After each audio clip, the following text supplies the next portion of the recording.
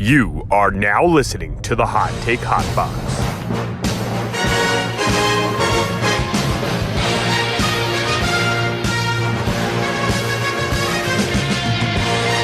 You are now listening to the Hot Take Hot Box. Ladies and gentlemen, it is the Hot Take Hot Box. That's right. Multiple times in 1 week. My name is Matt McSweeney. I am joined by local gambling expert, Jay Saul Pavlenko. Jay? Yeah, they love they're in the FanDuel world. Yeah, they love it. Yeah. I'm literally free money. I don't know if you are, but They beg me to open that app once a week. but for the people out there, if you're listening, you could just fade us. That's why if you remember, we used to do the college football pick'em. We actually didn't do too bad on that, to be honest. I was known as a fade factory on that thing. I had to quit that thing. Well, then we had our local advisor. We can't mention his name, but he was also involved. He was giving us games for William and Mary and stuff like that. It was a tough scene, but I went positive. That's all I remember. That's all I care about. After we had our insider down, Yeah, well, our insider was, he was causing issues. The games that he was betting weren't even on he's trying to bet Rowan money line. You're like, dude, come on. I don't even know a book that offers Rowan money line, but he was doing his thing. So we are here to talk about the NFL wild card round, the super wild card round that they're calling it now. There are 6 games this weekend? Two games Tuesday, 2 games Saturday, 3 games Sunday, 1 game on Monday, which is the big featured game for everyone around here. But how are we feeling? I think your Steelers have a big game this weekend. It might be moved though. There's multiple weather issues across the league dealing with some of these games.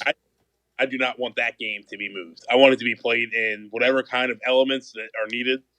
I need a Najee day. That's all I need. So. Yeah, and that would be a perfect situation for the Steelers to just pound the rock, shut the run down, just do all their shit that the Steelers are just hard-nosed football. That's what they've been playing their entire existence, so not surprising there. But we open it up. Might as well just get right into it. We open it up with Browns-Texans, trying to just ease our way into the situation here. That's not exactly a marquee matchup. Lots of big names. You got Big Joe Flacco, the Audubon Rocket, taking on the Houston Texans, who won their division at 10-7. It's very weird in the NFL that you just have teams that win their division and have lower records than the wild card team. It's a weird playoff setup, but this is kind of how it goes.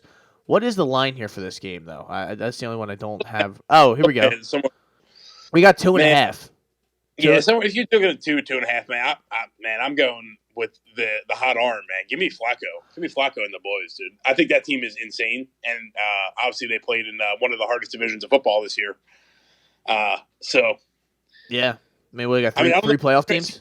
Not ready, and Flacco is built. I think Flacco is built. I'm not going to say he's going to go out there and win Super Bowl, but I think he can win one game in Houston. Come on. Yeah, well, exactly.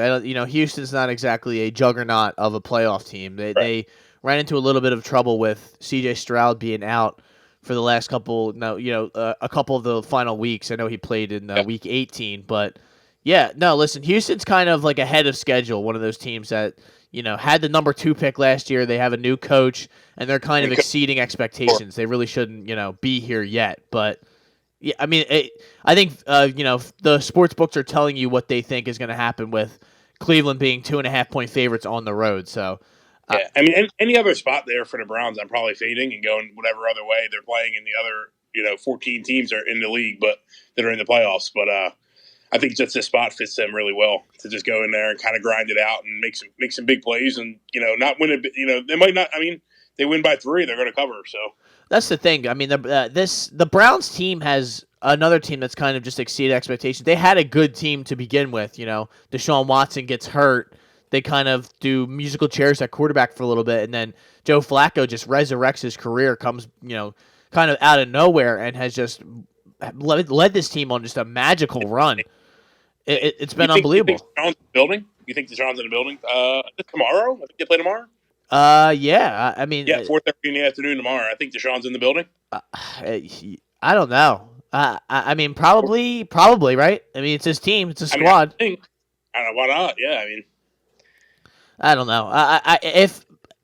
Honestly, at the end of the day, it doesn't matter. That rapist can go watch the game anywhere. But he'll probably be up honestly. Yeah, he's probably really worried about this Epstein stuff. He might be somehow involved, allegedly. I'm just kidding, having some fun. But yeah, right. I agree. No, but I would go Browns here. Inside, I don't know what's the over under here. We got 44.5. Yeah, that's a lot. It's tough to bet the over unders in the NFL compared to college because college. I mean, we saw I don't know if you remember the Thursday night game that the Browns played. Those guys put up 30 in the first half, like out of nowhere on the Jets, and the Jets are Yeah. So who knows? They were over under game in any sport are impossible. They were putting buckets up on them, but I mean, this over, I don't know about. I think it's just going to be kind of like you said, a grinded out, probably lower scoring game. Money line at -130. That seems nice too. It's not even, I probably would just pay for that as opposed to just the 2.5. But who knows? Yeah, you're gonna play it. You might as well just take the money line and pay it. I mean. So then we'll move on to the next game. That's Saturday night. Peacock, Pav, are you going to be you have your Peacock loaded up, dude? Wait, you got your Peacock ready to fly? That is only Peacock on this one? I believe so. This is the Peacock only game. Miami Dolphins heading to KC. I think the whole thing about I think it's free. You just have to sign up to watch this game. Is that what it is? I have no. I have a tough time catching up with all this. I got all these things. I probably have multiple accounts on these things for all I know, but. Yeah, I mean, I'll be tuned in to Peacock to watch this one because I think it's going to be like -20 degrees, so I'm in on that. Yeah, it's going to be insane. Yeah, like they're saying it's going to be in the negatives and it's going to feel like -30, which you want to talk about a recipe for disaster for the Miami Dolphins. It couldn't got worse. I mean, this guy, I couldn't dislike the Dolphins anymore in this spot, man. I'm going to be honest with you. I'm going to be as honest with you as possible. I mean, the Chiefs haven't showed up, and Andy's got something to play for. All the boys have something to play for to show that they're not just the scrubs that they look like. I mean, I know they have 11 wins, but I mean, it hasn't been pretty.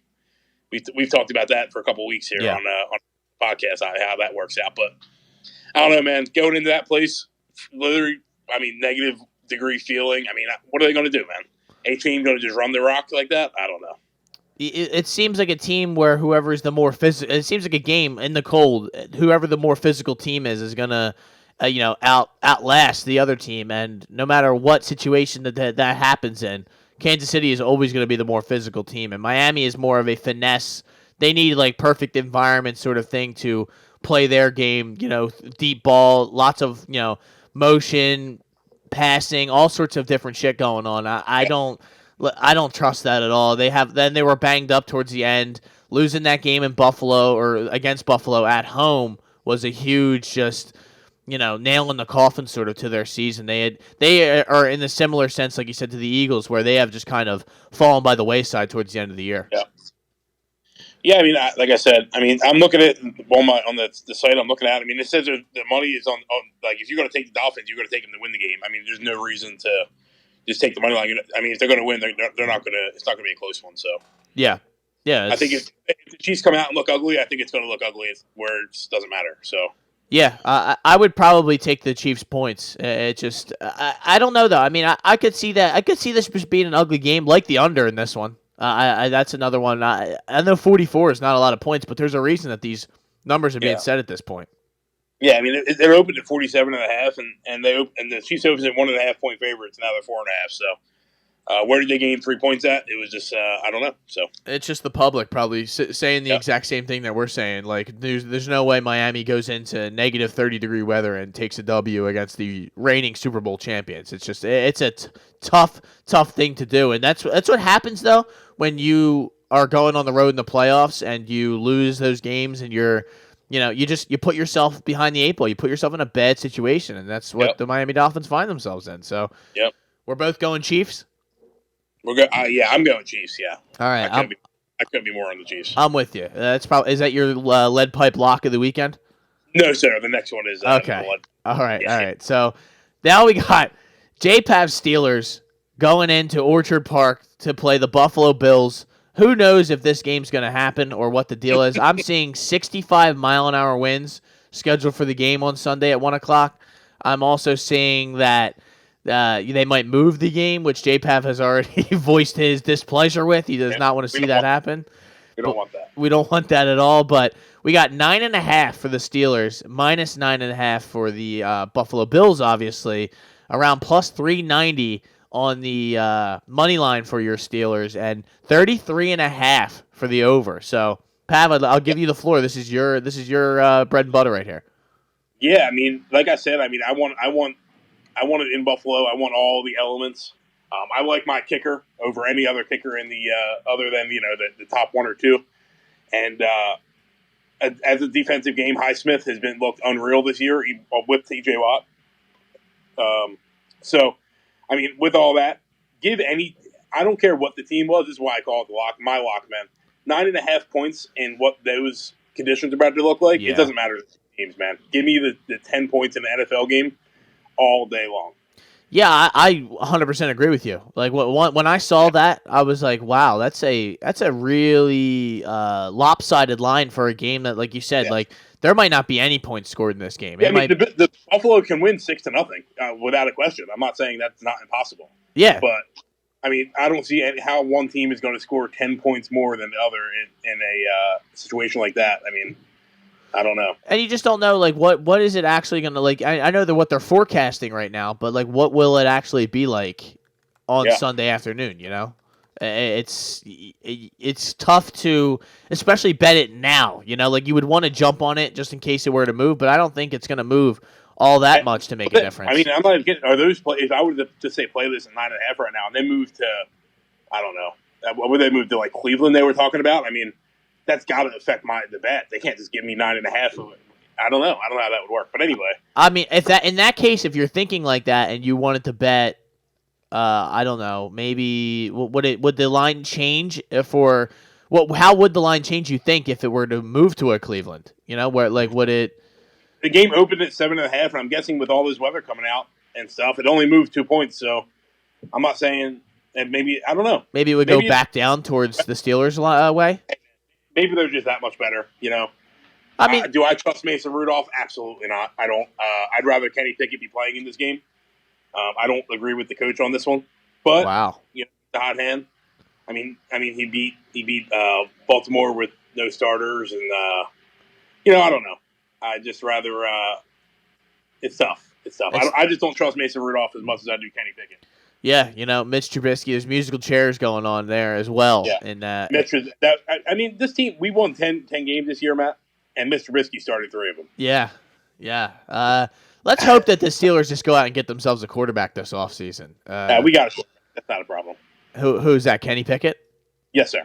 Okay. All right. Well, you know, 2 gloves. He's having trouble keeping his job, and honestly, it's not even his fault because sometimes he just gets it looks like he gets hit by a bus. And he's just laying in the backfield. I don't think someone should lose their job. I don't think someone should lose their starting position after having to get a quick surgery and try to get ready for the playoffs. Then all of a sudden, Mason comes in and beats a couple bums, and here we go. Yeah, but if all things are the way we are saying them right now, you know, 40-mile-an-hour winds, you know, however many winds, like whatever the fucking situation is going to be, it's going to be 25 degrees, and I think that's just too much. And if it's snowing, especially like it says it's going to.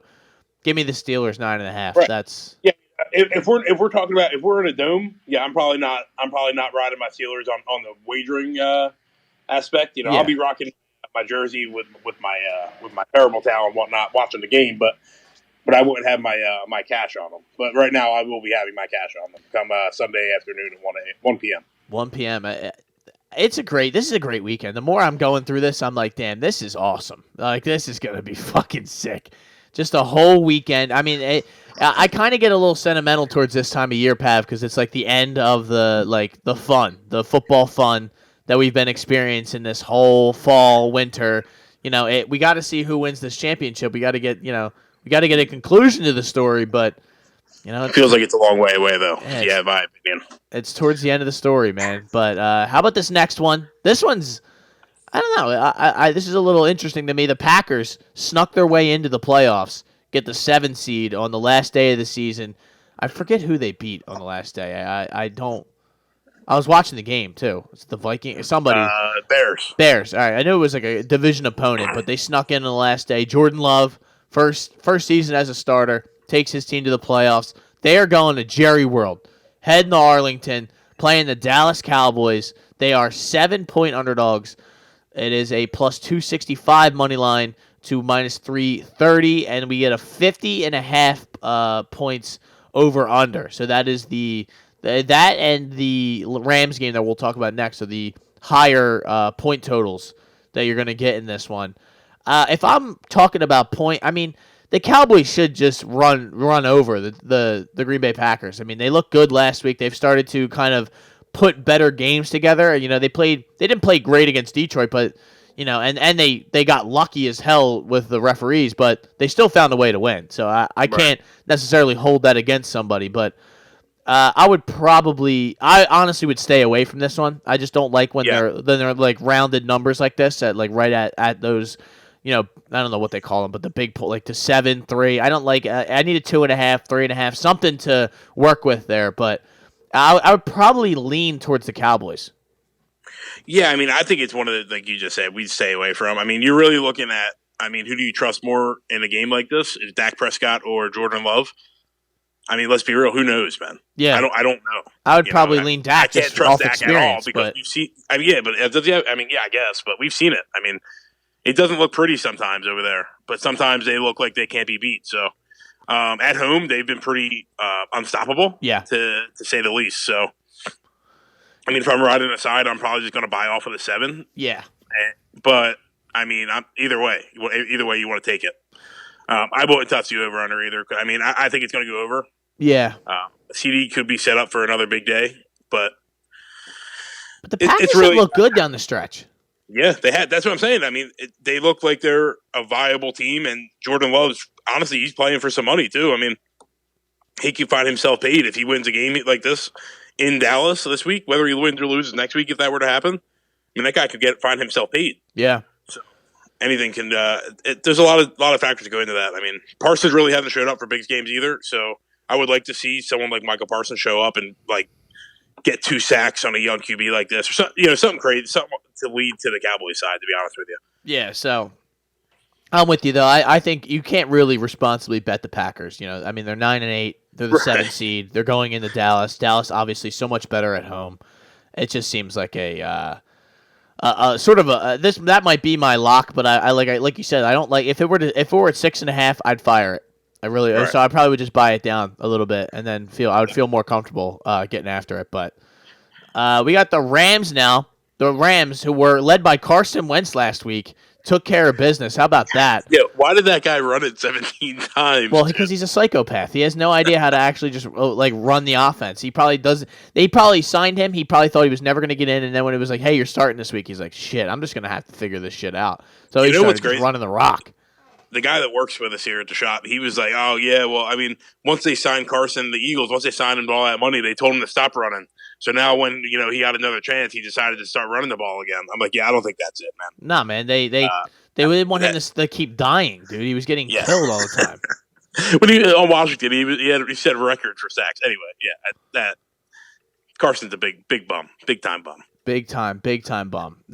Yeah, but you don't have anything. I have nothing of positivity to say about that man. But they're playing the Detroit Lions. I almost said the Detroit Pistons. I don't know where that came from. Maybe they're thinking about the association right now. But the Rams are 3-point dogs going into Detroit. I felt like this would be a more wider spread, but I think the Rams are the hottest team in football, basically. And people are scared of them. I trust Matthew Stafford over my man Jared Goff. Yeah. No disrespect intended, but I mean, come on, man. This just feels like a situation where they're going to get it done. Yeah. Yeah, I mean, like you said, I mean, they're the hottest team in football. Matthew Stafford has played at an unreal level. Puka Nacua looks like could be who knows what, These guys are they're playing in a dome. I mean, there's nothing that could go wrong for either team, really. I think it's going to be a shootout. I think this is the only game I would probably take the over on in the whole weekend. Yeah. This one. Yeah, I'm with you because it's just, I mean, there's a reason why it's the highest of the weekend. It's 51.5. They're putting that out there because they don't know how many points this is going to go. I think the Lions will probably have no problem scoring the ball too. They'll try to slow the pace down, running the ball and running the play action with Jared Goff. That Rams offense is way too explosive. I didn't know this line started at 3.5 for the Lions, and then I'm looking 72% of the money was bet on 72% of the bets are on the Rams, and 89% of the money was on the Rams, and it only moved down a half a point, down to 3. Getting it off of 3.5 is massive. Yeah. It's hard to move off of that line like that to go back down toward the Rams side.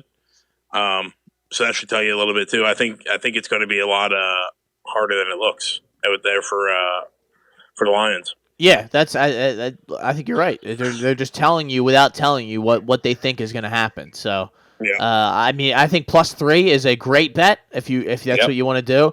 But I would even bet the money line. It off to 3.5. I'd be going off 3.5. I mean, if he's going to take it, you might as well take the money line, I guess. But I would take the 3.5. Yeah, that's what I'm saying. Like it's I love 3, but I would feel pretty good betting that money line because that just seems like a one of the better lines of the weekend. I mean, the next one we're gonna get into is one that I feel very confidently about. So real quick on that. Sure. I mean, a 3-point line for Dan Campbell is super strange too because anything could happen with that guy. Well, yeah, he's just gonna go for it. He can go for a 2 to lose by whatever, dude. It could be, that's why 1 and 2 points there is kind of ridiculous.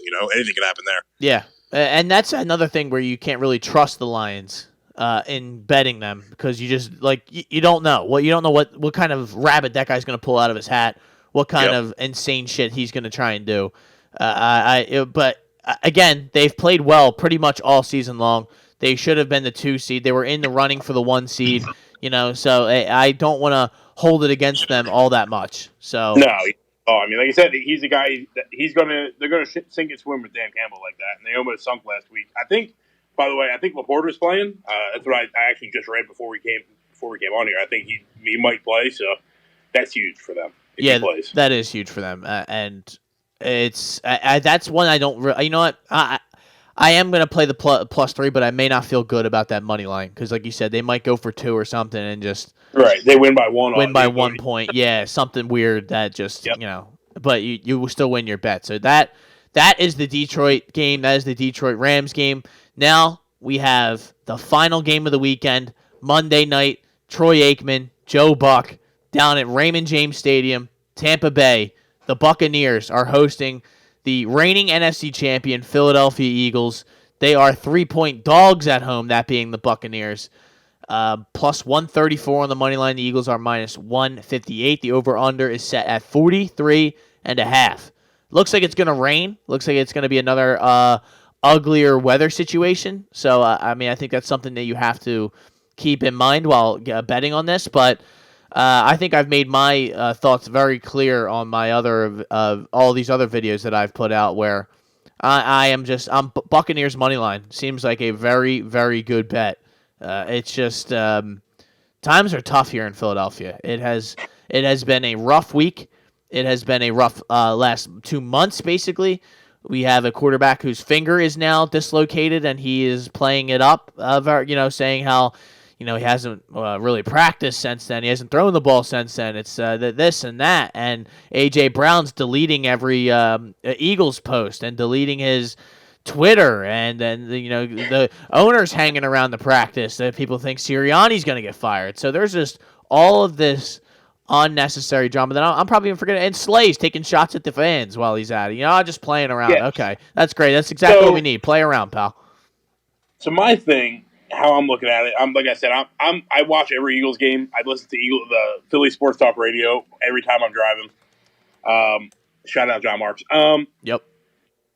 Big fan. Man, I don't understand what could have happened because they look like a unit for 11 weeks, man. Yeah. I mean, they won the games however they won them. I thought they looked like, all right, they scored 35 points a game. Like, their defense let up all these points. Like, where did that happen? And all of a sudden, you're seeing guys come out and not know what to say in interviews. And, like, Dallas Goedert talking about, this is when to play, whatever he was saying, something crazy. I don't know, man. Jason Kelsey just had a meltdown on his podcast the other day. Yeah. He shut the whole thing down. Like this doesn't happen to teams that are just like, oh, well, we had a bad stretch. We're going to figure it out. Like, it seems worse than that. And that's the only thing that I have no idea what to expect Monday. These guys could come out and be a jug, and maybe just because I just watched the Bucs beat the Panthers 9-0 the other day. So I'm not like you're not facing a jug where it's like you're going to have to score 38 points to win. But I mean, you're an Eagles fan. You go into this game. Do you think they can score 21 points against the Bucs to win this game? I mean, that's like it's just super weird to me. To see it. And like I went through it, like Matt Canada is like once he got fired, like you saw the offense start to look like an offense again. Like it looked like it turned the other way with the Eagles, where the offense looked good and like they won some close games, and then it went the other way out of nowhere, and they can't score points and they look like shit. Like I just don't understand that process. Yeah, it was weird, Pav. Like it really was. It just out of nowhere. After they won that Buffalo game and they came, like they played like shit the entire first half. And we watched it together, and then they came out like they just lit it up in that second half, and they were like the greatest offense you've ever seen. Win the game in overtime. They had plenty of opportunities to blow that, but they still just figured out a way to win. They were always early in the season figuring out ways to win, even whether they played good or played bad. Probably one of the best games they played all season, other than the Dolphins game, was that game early on against the Buccaneers. And I see a lot of fans saying, well, we beat them early in the season. We should be able to take care of business. I'm not so sure about that because the Buccaneers are a completely different team. But, like you said, the Buccaneers, Baker Mayfield is on his last leg right now, fighting for his life. Yep. He's got rib injuries. He's got ankle injuries. He's got all sorts of stuff going on. And the Buccaneers scored 9 points against the Panthers. They shut the Panthers down, but that's not that hard. I think the play here, though, Pav, under. I think the under. That's what I was trying to get at. Like, okay, the Eagles, I don't think they could score 21 points. So if they don't and they win the game's going under. Plain and simple. Yeah. And if you think, like you said, if you think they can't, you think they can win the game scoring 17, then why would you ever take -3? Yeah, just take the under. Yeah, you're -105 and pray. Yeah, I'm completely with you. I just. I don't know. I think I'm just at such a negative point with the Eagles that I don't understand. Like, if I was not an Eagles fan and watching this game and I was like unbiased, I'd be like, wow, why are the Buccaneers like it's worrisome because you're like, why are the Buccaneers plus 134? Like, what's going on? And then I hear some people talk about the Eagles from outside the little Philadelphia bubble, and they're like clueless. They have no idea what they're talking. They're like, why are people even thinking about firing Sirianni? It's like, well, if you were around here, you'd kind of understand how much we have just completely disintegrated. I mean, is Vegas telling us this is a 9-point favorite? The Eagles are a 9-point favorite in the link Monday. If they were to be playing in the link. Yeah, like 9-6, like however many points it would be. Like, yeah, like what? Like I don't know. Like they wouldn't if that was the case. I don't know if I'd take the money line on the Bucs, but I would definitely take the points. Yeah. The Eagles just lost at home to the Cardinals.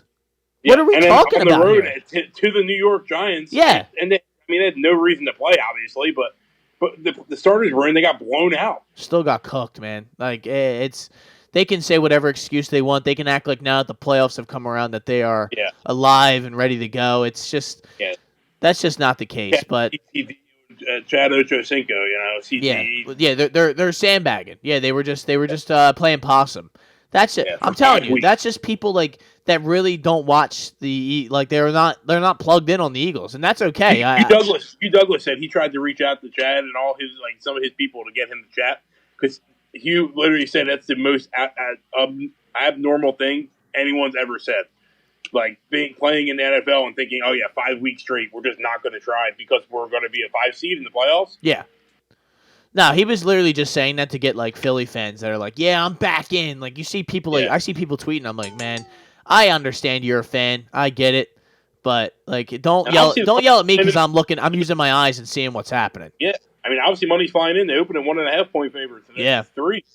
I mean, I'd like to see what some of the sharp guys or some of the accounts that I follow what they like. I haven't really seen much action publicly on that. Or hit us with something crazy on Monday afternoon. It'll be like the Bucks to the side or something like that. And it turns out that way, but we'll see, I guess. But as of now, I'm going Bucks. I would take that plus. I wouldn't even take the plus 3. I would take the money line. I almost just say I want to just fade, but I mean, if you're forcing me to take something, give me just the unders.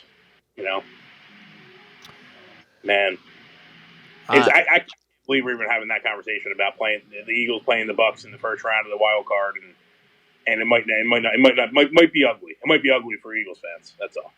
I'm with you on that. But until then, we will sit back, enjoy the games, enjoy everything, folks out there. But real quick though, before we get out of here, I'm seeing the Super Bowl odds. Who would you bet right now if you had all the money in the world and you had to, you could win all of that money back plus some?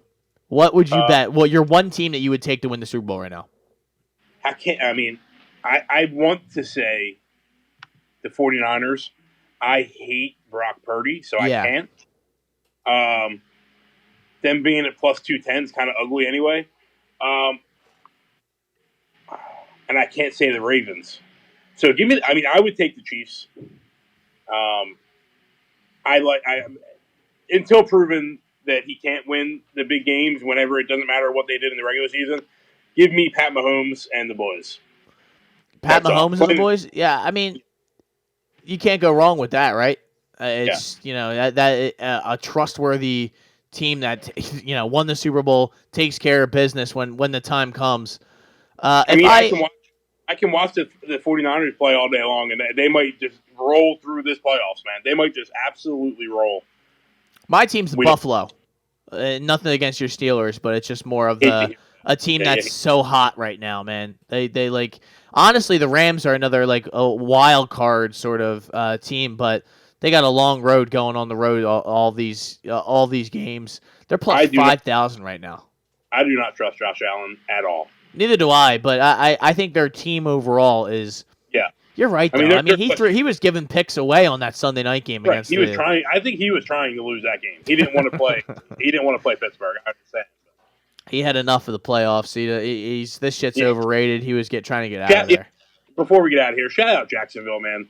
Shout out to loser Doug Peterson, loser Trevor Lawrence. Okay, they're all bums. Shout out to them for letting me in. Let me get some wild card weekend action. Hell yeah! So my name is Matt McSweeney. That is Jason Pavlenko. We will be back. Hopefully, we'll be back next week. Maybe we'll run this back for the divisional round. Get a little. Yeah, well, if I go 0 for 6 or something, I'll probably never hop back on here. I'll probably have to hit WWE or something where I can get the script or something because I'm a known loser. So there you go, baby. So until then, this is the Hot Take Hot Box. We will see you next week.